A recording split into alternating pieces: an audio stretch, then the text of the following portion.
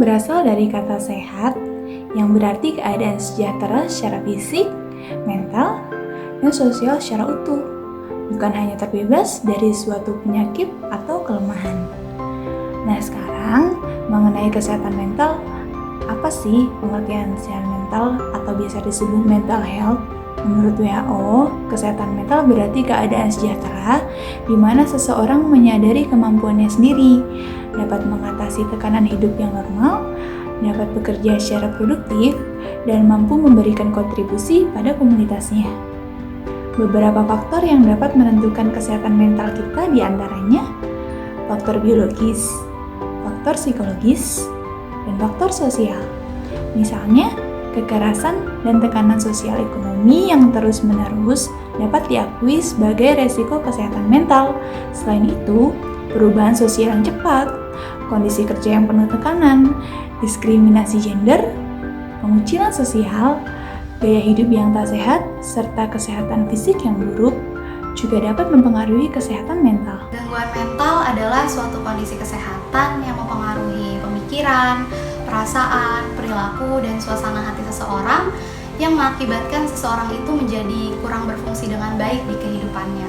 Untuk mendiagnosanya butuh bantuan atau konfirmasi dari profesional, dalam hal ini adalah psikolog maupun psikiatri. Masalah kesehatan jiwa di Indonesia untuk saat ini memiliki prevalensi orang dengan gangguan jiwa itu sekitar 1 dari 5 penduduk. Artinya sekitar 20% nih populasi Indonesia itu mempunyai potensi-potensi dalam masalah gangguan jiwa. Sampai saat ini juga, belum semua provinsi memiliki rumah sakit jiwa, serta sumber daya manusia profesional juga masih kurang, serta dihambat lagi nih oleh masyarakatnya itu adalah stigma terhadap orang yang memiliki gangguan jiwa dan juga diskriminasi.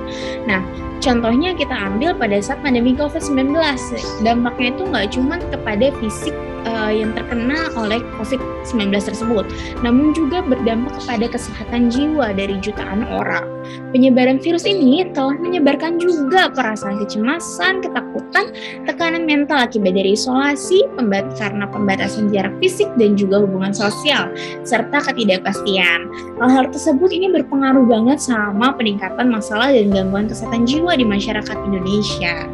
Setelah mengetahui apa itu kesehatan mental dan apa itu gangguan mental beserta ciri-cirinya, lalu bagaimana jika di sekitar kita ada orang yang menunjukkan ciri-ciri tersebut?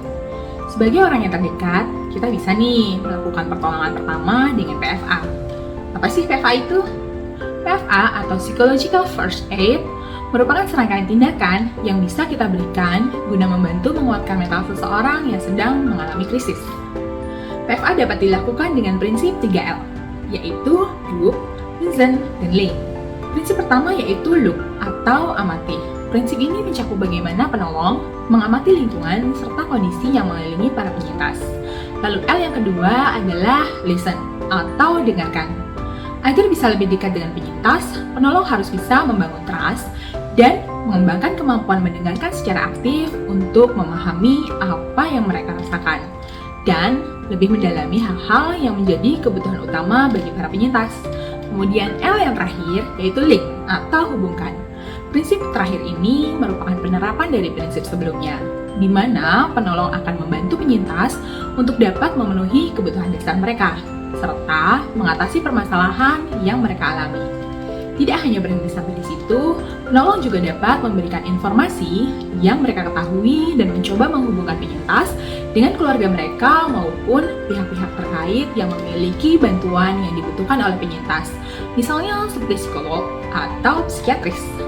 Hal penting lain yang perlu kita ketahui adalah PFA bukan merupakan terapi. PFA bisa diberikan oleh siapa saja yang sudah memahami makna serta prinsip-prinsip yang tertera dalam PFA, terutama melalui pelatihan yang diberikan oleh tenaga kesehatan mental profesional. Elemen utama dalam PFA adalah untuk membantu penyintas mengatasi permasalahan yang dialami sehingga sangat penting untuk membuat penyintas lebih berdaya dan tidak bergantung pada penolong. Saran aku buat teman-teman yang lagi ngalamin ini, jangan cari diagnosa dari Google, jangan self-diagnose. Pesan untuk kamu, jika memang dibutuhkan, jangan pernah takut ataupun malu untuk mencari bantuan profesional seperti psikolog ataupun psikiatris. Siapapun kamu, apapun kamu berharga. Jangan mendem semua ini sendirian.